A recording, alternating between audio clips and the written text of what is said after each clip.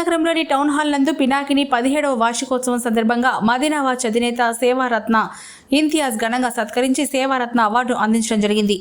ఈ కార్యక్రమంలో ఇంతియాజ్ గారు చేసిన సేవా కార్యక్రమాలు గుర్తించి Nellore Pinakini youth welfare association వారు ఘనంగా సత్కరించి సేవారత్న అవార్డుతో ఘనంగా టౌన్ హాల్ నందు సన్మానించడం జరిగింది. ఈ కార్యక్రమంలో సోయాబ్, హరిప్రకాష్, జిలానీ, రెహమాన్, లోకేష్ తదితరులు పాల్గొన్నారు. ఇక్కడ గొప్ప ప్రోగ్రామ్ చేస్తున్నారు, ప్రతి సంవత్సరం కూడా చేస్తారు. ఇది వాళ్ళది 17th యానివర్సరీ, 17వ వార్షికం చేస్తున్నారు.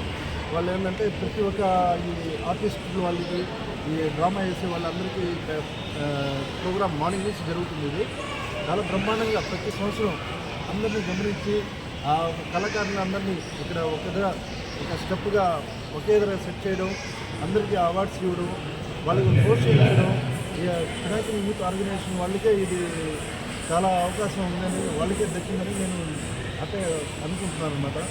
ఇతను ప్రతి ఒక్కరికి కళాకారులకైతే కానీ, ఎవరైనా కానీ, స్పోర్ట్స్ పర్సన్స్కి అయితే కానీ వాళ్ళ ఇంటికి డైరెక్ట్గా వెళ్ళి మేము హానర్ చేస్తాం.